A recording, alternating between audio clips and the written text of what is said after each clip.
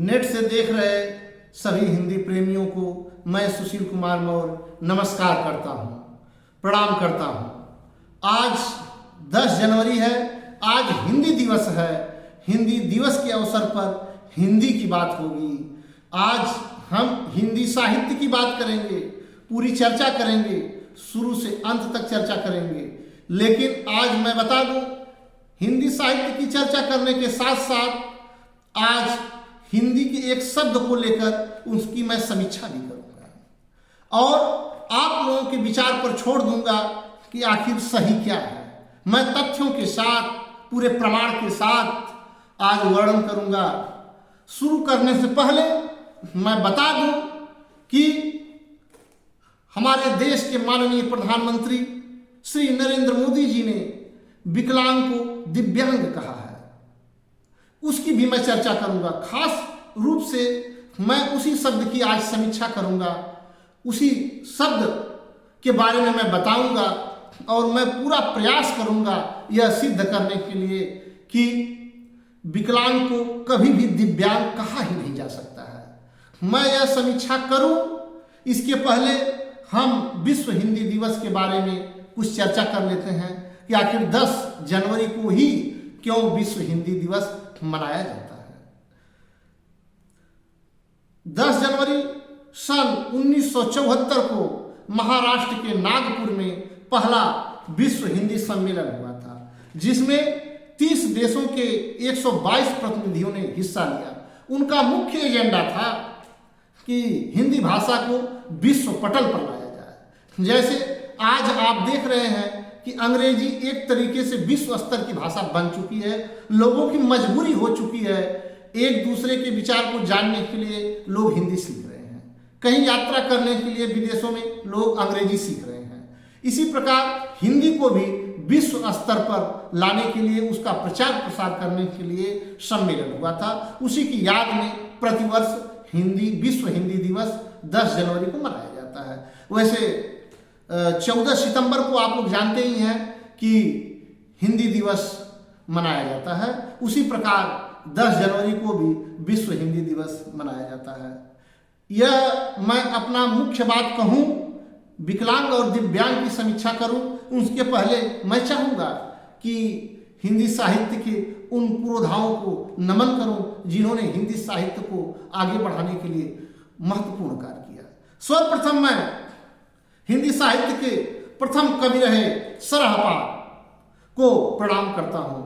सरहपाद ने हिंदी साहित्य की प्रथम रचना उन्होंने किया था।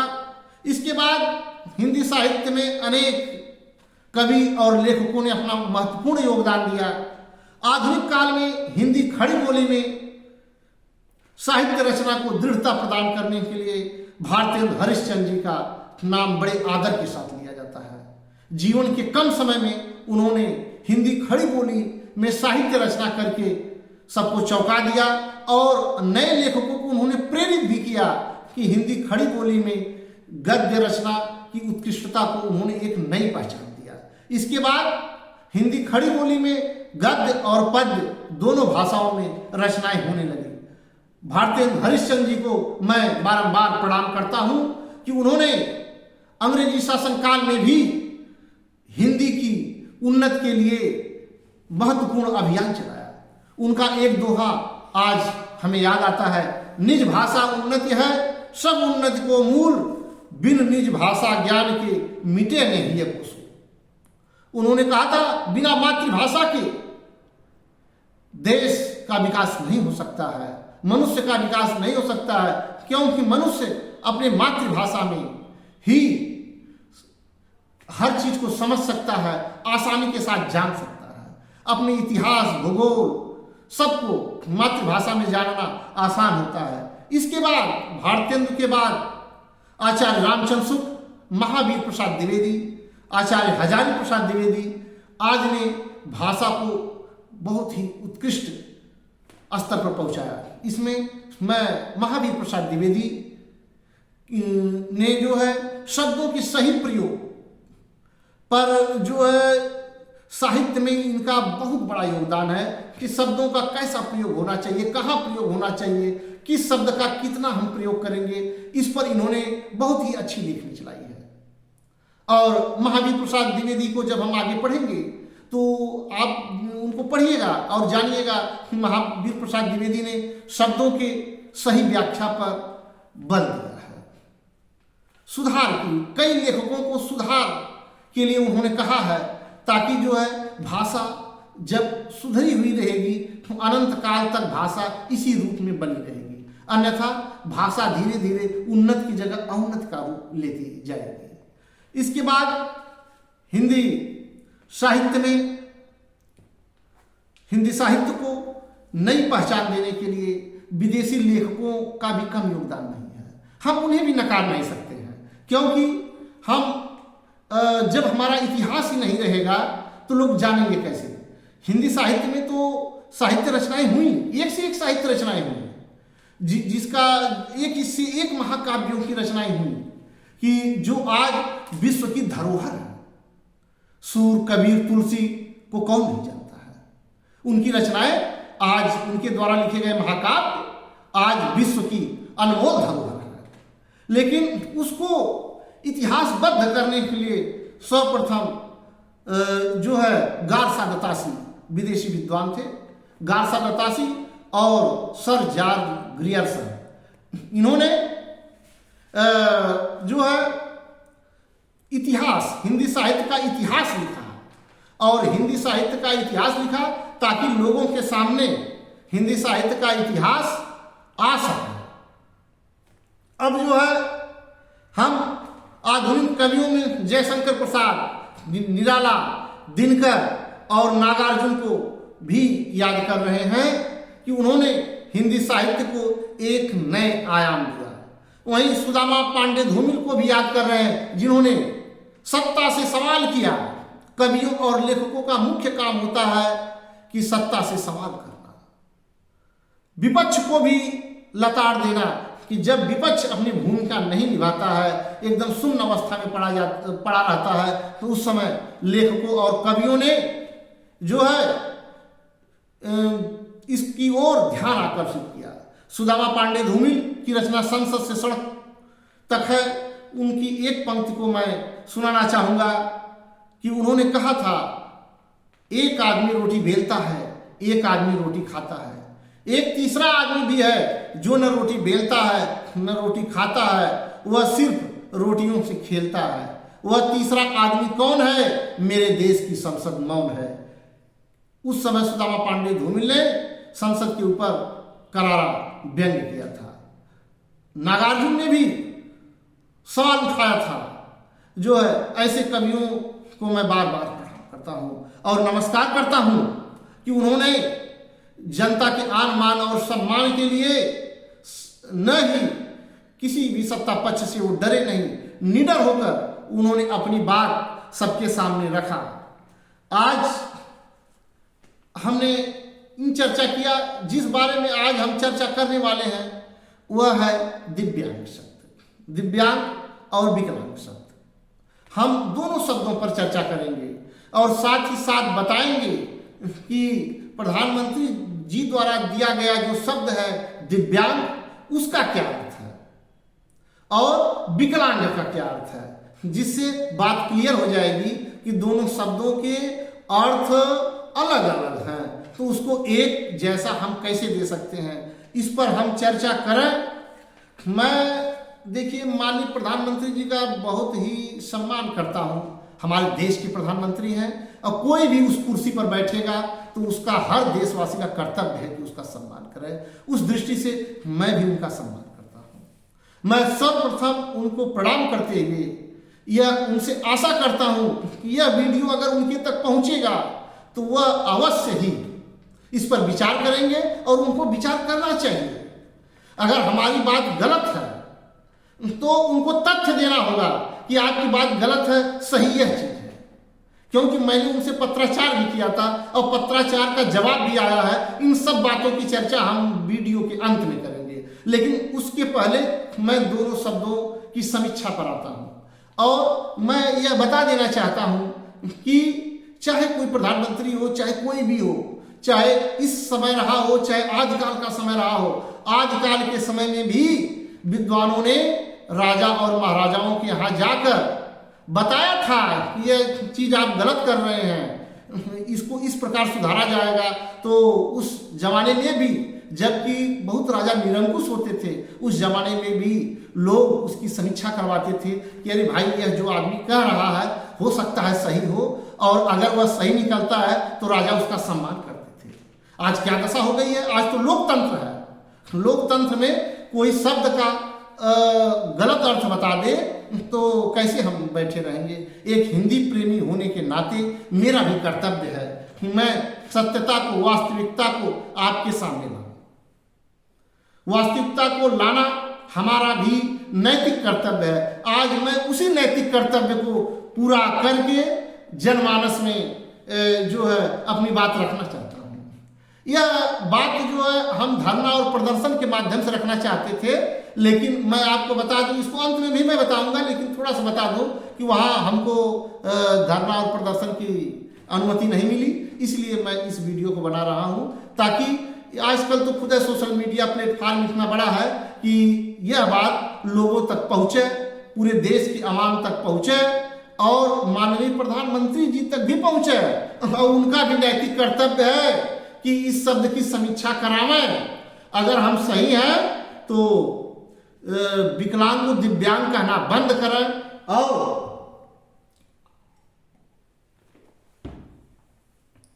उसको विकलांग ही रहने दिया जाए। अगर कोई और शब्द चाहिए तो हमारे देश में तमाम विद्वज्जन है, उसी शब्द का वही अर्थ देने वाला दूसरा शब्द बता देंगे।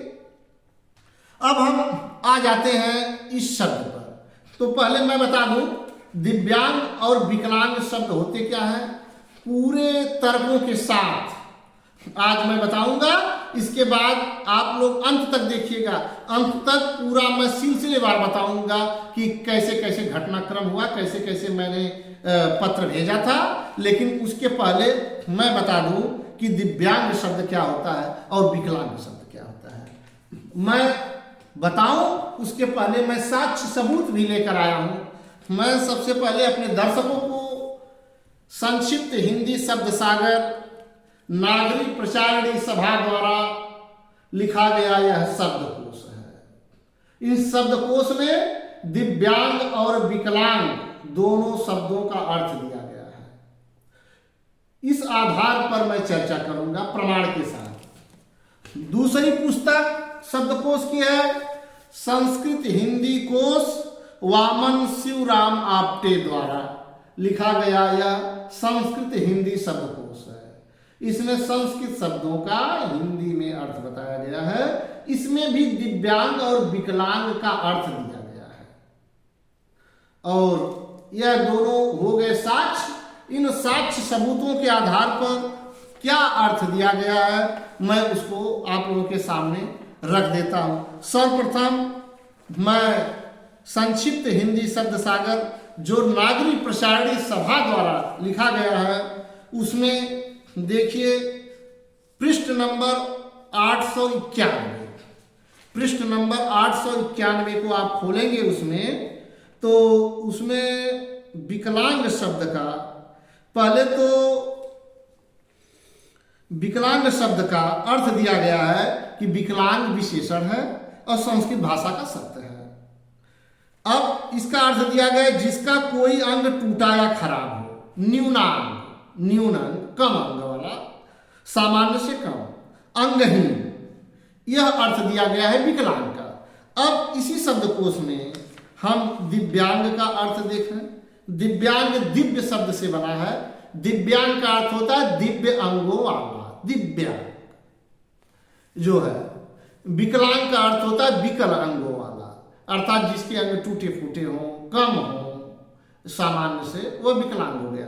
और दिव्यांग दिव्य शब्द से बना है, दिव्य अंगों वाला।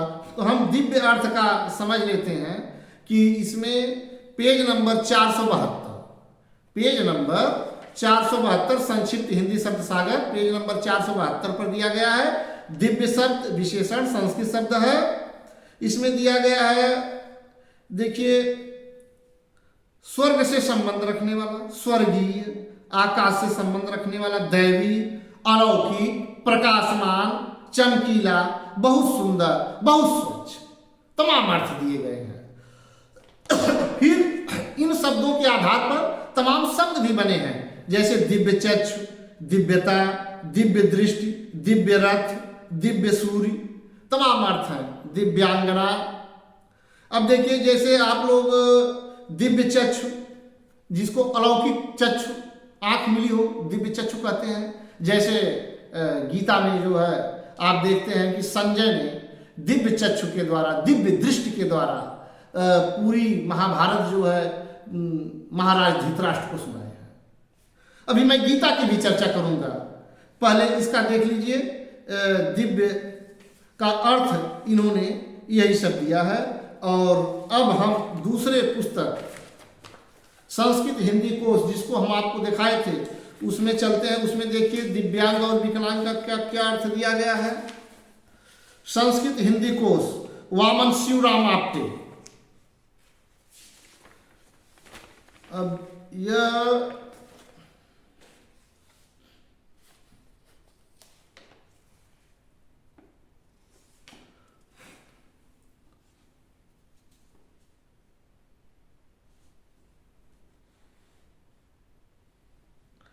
यह देखिए इस शब्दकोश में जो है 925 पेज नंबर 925 पर विकल, किसी भाग या अंग से वंचित, सदोष, अधूरा, अपाहज, इसको विकलांग कहेंगे। टूटा फूटा, यही अर्थ इसमें दिया गया है। इसको आप लोग भी देख सकते हैं, विकलांग जिसको हम कहते हैं टूटा फूटा अंग हो। अब पृष्ठ नंबर 925 आप देख लीजिएगा।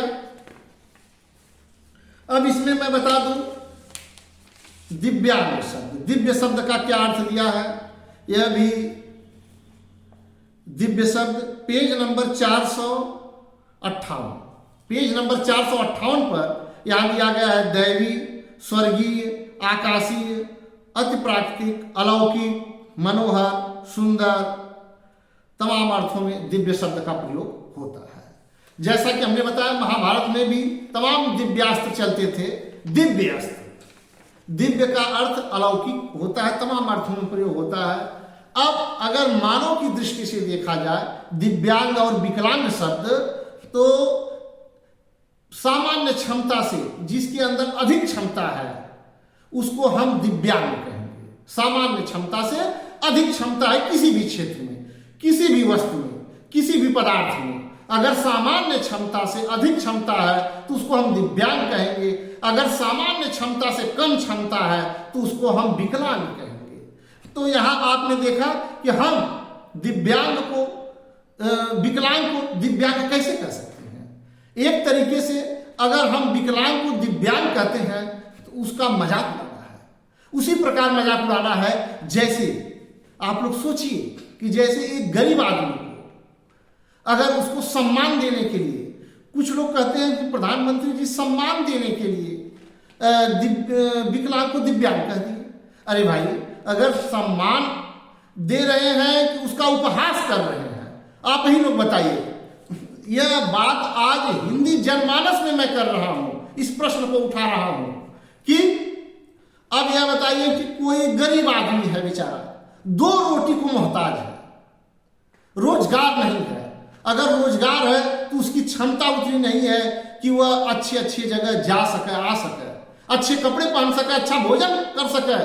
अगर उसको हम कहेंगे क्या भाई धनी राम, तो आप बताइए उसका उपहास उड़ाना होगा कि उसका सम्मान करना होगा।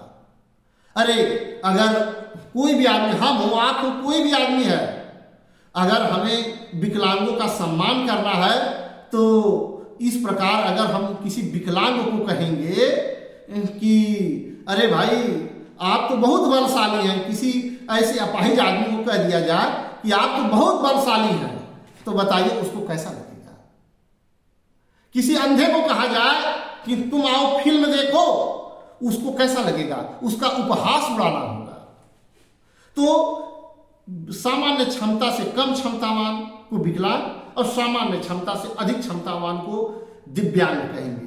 अब विकलांग में भी कैटेगरी बटी है, आप जाकर देख लीजिए, इतने परसेंट विकलांग, इतने परसेंट विकलांग, जैसा विकलांग है उसकी कैटेगरी बटी है। लेकिन दिव्यांग में भी जिनके अंग बहुत सुपर हैं, उनको दिव्य चक्षु किसी को मिली है, किसी की अस्त्र इतने तेज है कि यहाँ से बैठे बैठे जो है हजार हजार किलोमीटर दूर तक वो वार कर सकते हैं। ऐसे अस्त्रों को प्राचीन काल में भी दिव्यास्त्र कहा जाता था, उनको हम कह सकते हैं।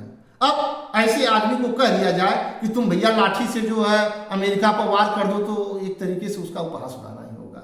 इन शब्दों को आप देखिए।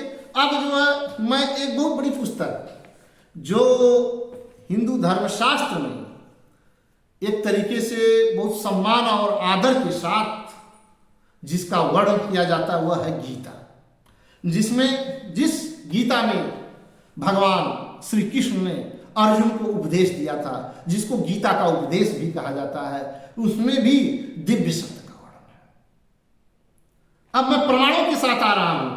अब मैं बता रहा हूं कि श्रीमद् भगवद गीता, जिसमें श्री कृष्ण भगवान ने अर्जुन को उपदेश दिया था, उसमें 14 बार दिव्य शब्द आया है। आप लोग देख लीजिएगा, मैं बता के दे रहा हूं। गीता अध्याय 1 श्लोक 14, गीता अध्याय 4 श्लोक 9, गीता अध्याय 8 श्लोक 8, अध्याय 8 श्लोक 10, अध्याय 9 श्लोक 20, अध्याय 10 श्लोक 12 और श्लोक 16, अध्याय 10 श्लोक 19, अध्याय 10 श्लोक 40, अध्याय 11 श्लोक 5, अध्याय 11 श्लोक 8, अध्याय 11 श्लोक 10 और 11 और अध्याय 11 श्लोक 15 में भी दिव्य शब्द का अर्थ कहीं अस्त्र के रूप में, कहीं दिव्य शंख के रूप में, कहीं दिव्य पुरुष के रूप में, कहीं देवताओं के रूप में, कहीं किसी रूप में आया है। लेकिन उस दिव्यांग का कहीं भी वर्णन विकलांग के अर्थ में नहीं हुआ है। मैं तो एक बात कहता हूं, जब से प्रधानमंत्री जी यह शब्द दिए हैं, उसके पहले के इतिहास को पूरा खंगाल लिया जाए तो किसी लेखक और किसी कवि ने कभी भी विकलांग को दिव्यांग नहीं कहा है। एक तरीके से उनका उपहास उड़ाना होगा, इस नाते किसी ने नहीं कहा है।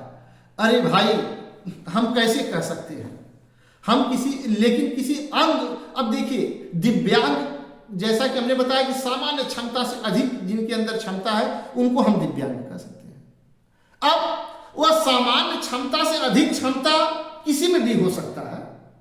बहुत से लोग आंखों से अंधे हैं और गाने में इतने माहिर हैं कि उनको हम गाने के एवज में दिव्यांग कह सकते हैं कि वह उनकी जो अंगों की कला है वह दिव्यांग है, दिव्य है, अलौकिक है, स्वच्छ है, निर्मल है। आप ही बताइए, आप ही रोज कहते हैं दिव्य स्थान है, अलौकिक स्थान है, सुंदर स्थान है, अच्छा स्थान है। कभी पुरुष के रूप में आप बात करते हैं कि यह पुरुष बहुत ही दिव्य है, अलौकिक है, अच्छा है, बढ़िया है, वह पुरुष के रूप में हो गई। अस्त्र के रूप में दिव्य अस्त्र है, दिव्य चक्षु है इसके। इस प्रकार आप लोग खुद दिव्य शब्द का अच्छे रूप में वर्णन करते हैं। क्या अब उसके मायने बदल जाए? और मैं यह बता दूं, हिंदी और संस्कृत साहित्य का एक एक शब्द वह मोती है, और हिंदी और संस्कृत साहित्य के जो शब्द हैं वह शब्द की गहराई इतनी है कि अभी कबीर के दोहों को ले लिया जाए, सूर के पदों को ले लिया जाए, तुलसी के शब्द को ले लिया जाए, किसी दर्शन भाषा के शब्द को ले लिया जाए, यह दर्शन भाषा का शब्द है दिव्य। इसके कई अर्थ हैं, जितनी गहराई में डूबेंगे उतने ही इसके अर्थ निकलेंगे। हिंदी भाषा और संस्कृत भाषा में ही वह क्षमता है कि एक एक शब्द का कवियों ने इस प्रकार वर्णन किया है कि उसकी व्याख्या करते करते लोगों को दिन बीत जाते हैं। तो यह क्षमता मात्र हिंदी भाषा में ही है। और कभी महात्मा गांधी जी ने कहा था कि भारत को एक सूत्र में बांधना तो हिंदी भाषा का ही काम है। और भारत की आज राष्ट्रभाषा भी हिंदी है और इस हिंदी भाषा को हमको विश्व भाषा बनाना है। अब विश्व भाषा बनाने के लिए शब्दों के सही प्रयोग पर काम करना है। यह हमको इसलिए खटक रहा है कि देखिए भाई, मैं उतना बड़ा विद्वान नहीं हूं लेकिन मैं बता दूं, बचपन में हमने जब बीए में फर्स्ट ईयर में था तो मैंने मधुर विचार नाम का एक खंडकाव्य उसी समय लिखा था। तो मैं कवि हूं, विद्वान नहीं हो सकता हूं लेकिन कवि हूं। एक कवि होने के नाते अगर कोई गलत शब्द का प्रयोग हो रहा है तो जरूर प्रश्न उठेगा, जरूर आवाज उठेगी। मैं यह आवाज उठाकर आज अपने नैतिक कर्तव्य से मुक्त होना चाहता हूं और आप लोगों पर छोड़ देना चाहता हूं कि अगर हमारी बात सही लगे तो आप लोग भी जन समर्थन करिएगा। और यह देखिए, यह किसी एक हमारे कोई विशेष फायदे की बात नहीं है, पूरे जनमानस के फायदे की बात है। अगर किसी दाल में, मूल बात मैं बता दूं कि अगर किसी दाल में हम नमक की जगह चीनी डाल दें तो उस दाल की जो दशा होगी वही दशा आज विकलांगों को दिव्यांग कहने पर हो रही है और इसको मैं महसूस कर रहा हूं। और शब्द के बहुत से पूर्वधार हैं आज भी भारत में, उनसे आप जांच करवा लीजिए। अगर वह कह दें कि नहीं सही प्रयोग हुआ है और तथ्य दें तो जरूर हम मानेंगे, लेकिन उस तथ्य पर भी हम क्रॉस बहस करना चाहेंगे क्योंकि यह लोकतंत्र है। लोकतंत्र में सही को सही कहना हर एक नागरिक का अधिकार है। इस अधिकार को आप छीन नहीं सकते हैं और न ही आप छीनिएगा, क्योंकि अगर आप यह अधिकार आज मेरा छीनेंगे तो कोई दूसरा अधिकार छीनेगा। इस प्रकार देश में तानाशाही आ जाएगी, एक दिन लोकतंत्र समाप्त हो जाएगा। मैं बता दूं, मैं नाम नहीं लूंगा, लेकिन मैंने बचपन में एक किस्सा सुना था कि कोई नेता थे और उन्होंने जो है मंच पर, वह उतने पढ़े लिखे नहीं थे, उनको कहीं शब्द मिल गया था स्वर्गीय शब्द। उन्होंने मंच पर कह दिया कि अभी आपके सामने स्वर्गीय फला आ रहे हैं और अपने विचार प्रकट करेंगे, अपने विचार रखेंगे। तो लोगों ने खूब ताली बजाई और इसके बाद जो व्यक्ति आए वह चूंकि ज्ञाता आदमी थे और उन्होंने जो है उसका खंडन वही कर दिया कि लोगों में गलत मैसेज न जाए। भाई गलती हो गई हो जाती है बोलने में गलती, लेकिन ऐसा कोई सही मतलब अच्छा शब्द देखकर किसी दूसरे में प्रयोग करना भी उचित नहीं है। अब हम प्रधानमंत्री जी द्वारा हमने कब भेजा था इस सिलसिले में, कब हमने बात किया था, इसको भी हम तथ्य सहित आपको बता रहे हैं। अब देखिए, मैं आपको दिखा देना चाहता हूं प्रधानमंत्री कार्यालय का लेटर, मेरा भेजा हुआ लेटर, और जो है इसमें 6/2/2020 को हमने माननीय प्रधानमंत्री जी को पत्र भेजा था, जिसमें 11 फरवरी 2020 को हमको फिर जवाब देकर पूरा पत्र वापस हो गया। उस पर सील लगी है प्रधानमंत्री कार्यालय की कि 11 फरवरी 2020 को वहां रिसीव हो गया। 6 फरवरी 2020 को हमने भेजा, 11 फरवरी 2020 को रिसीव हो गया। बहुत जल्दी पहुंचा, कोई दिक्कत नहीं, इससे तो मैं खुश हूं। और इसमें जो है हमने मांग किया था, अंतिम शब्द मैं पढ़ देना चाहता हूं। अतः श्रीमान जी से विनम्र निवेदन है कि आप तत्काल अपने आदेश को वापस लेकर दिव्यांग शब्द को विकलांग अर्थ के प्रयोग से मुक्त कर दें, उसे विकलांग के अर्थ में प्रयोग न करें। यदि आपको लगता है कि विकलांग की जगह दिव्यांग प्रयोग सही है तो हमें तर्क संगत उत्तर देने की कृपा करें, प्रार्थी आपका आभारी रहेगा। इसके पहले हमने दिव्यांग और विकलांग को पूरा बताया था, पत्र में समझाया है कम शब्दों में, और वहां से हमको उत्तर भी मिला।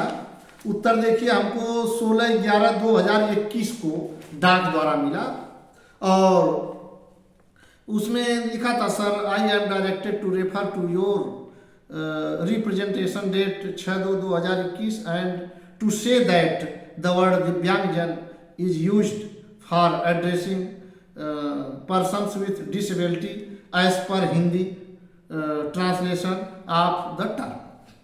इसका मैं अर्थ बता दे रहा हूँ। इन्होंने कहा है कि जो डिसेबिलिटी है, जो है किसी के शरीर में शारीरिक अक्षमता जिसको हम बोलते हैं, तो उसको दिव्यांगजन कहा जाएगा। बस यही उन्होंने उत्तर देकर उन्होंने इस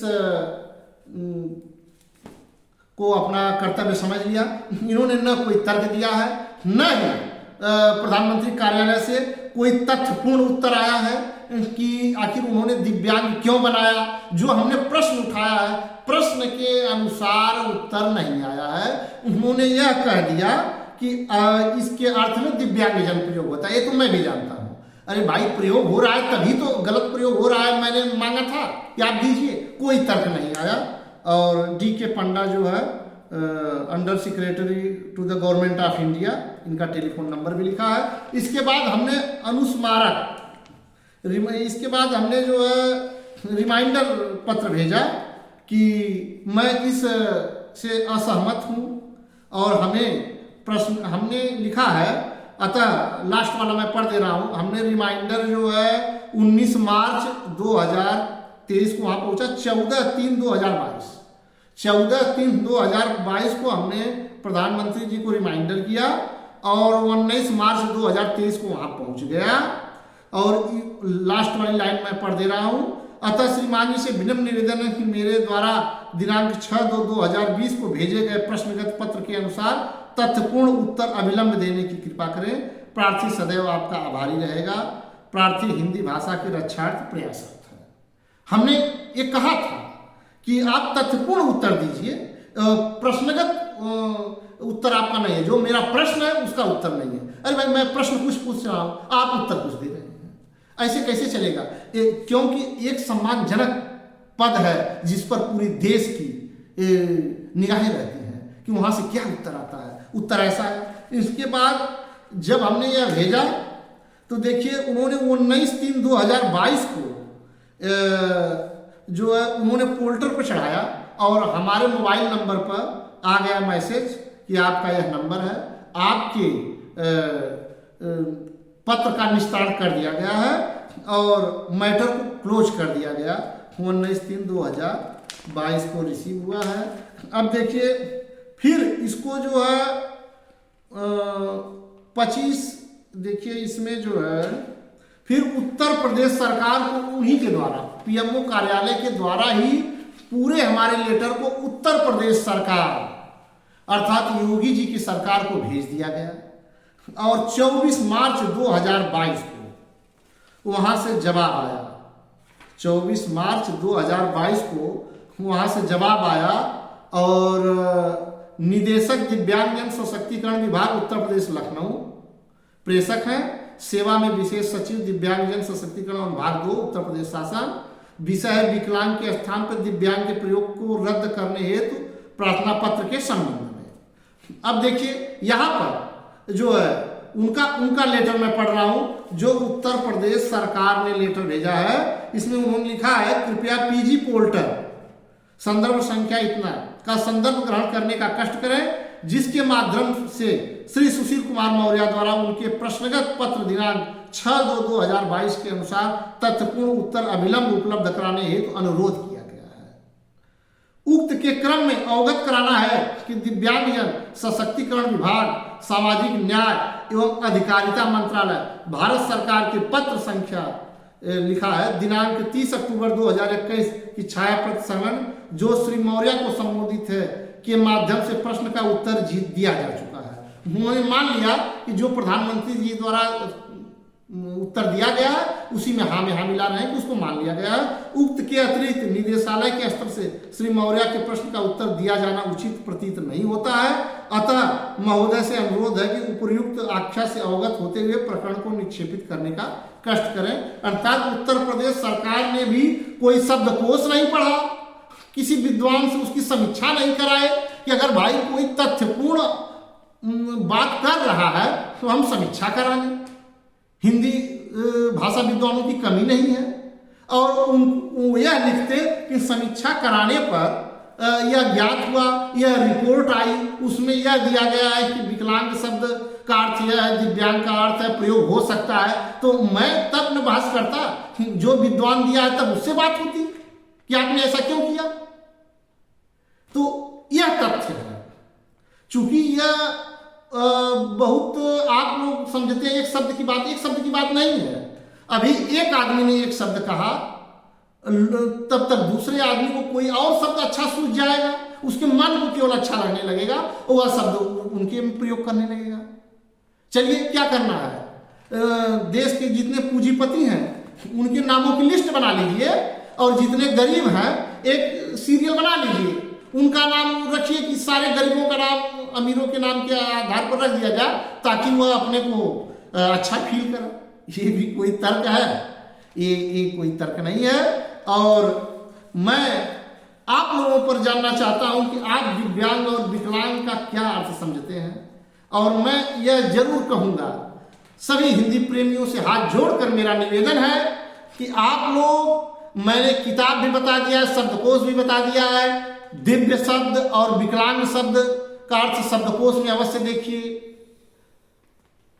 कहीं पर भी कोई खोज कर निकाल दे कि किसी कवि या लेखक ने प्रधानमंत्री जी द्वारा कहने से पहले किसी पुस्तक में किसी ने जो है विकलांगों को दिव्यांग कहा हो।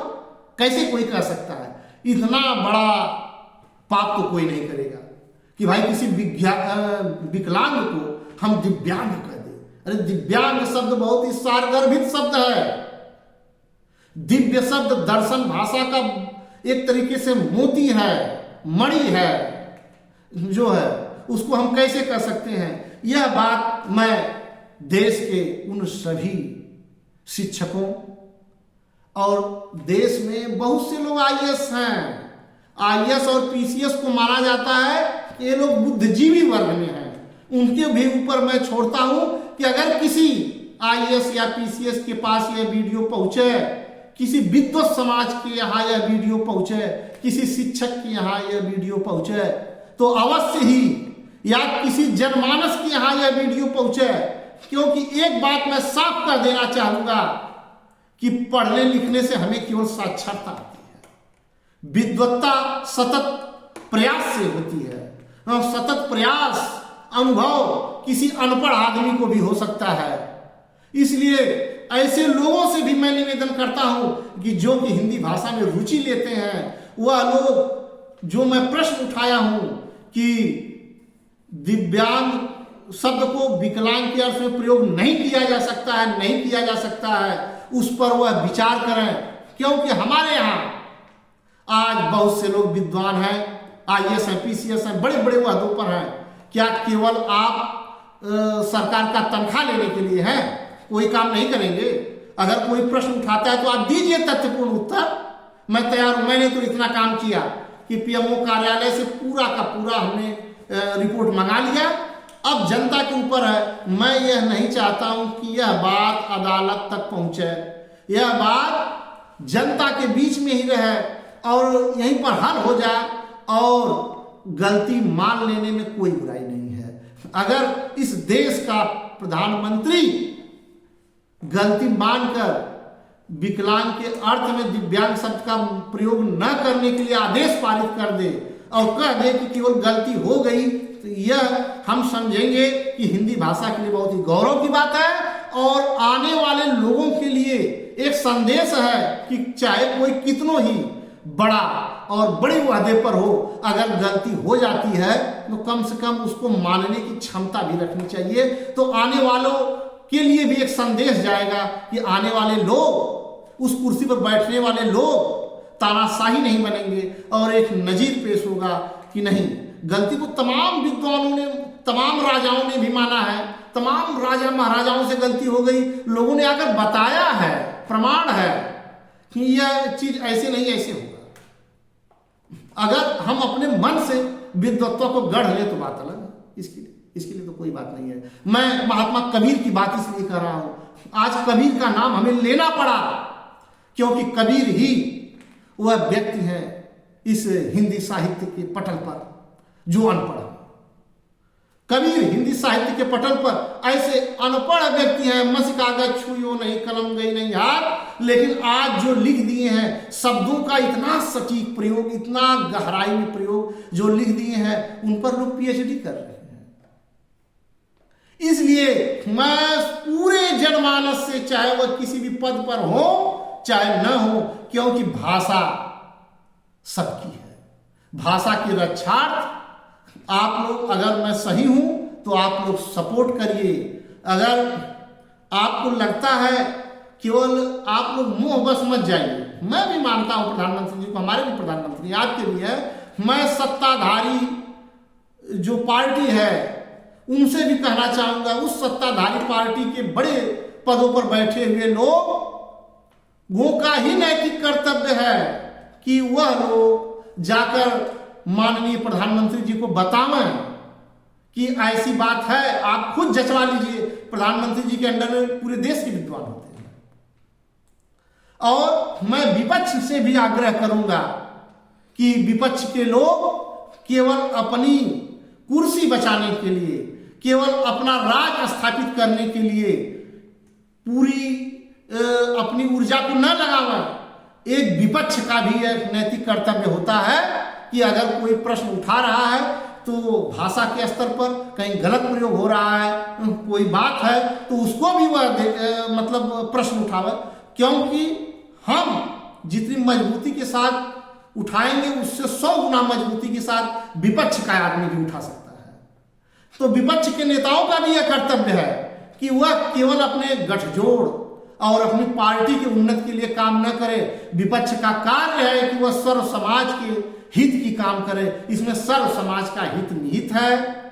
भाषा सबकी है, भाषा की रक्षार्थ आज हमने 10 जनवरी 2023 को मैं माननीय प्रधानमंत्री जी से हाथ जोड़कर निवेदन करता हूं कि वह विकलांग के स्थान पर दिव्यांग शब्द का प्रयोग बंद कर दें, उस आदेश को वापस ले लें और उसके पहले वह जचवा लें।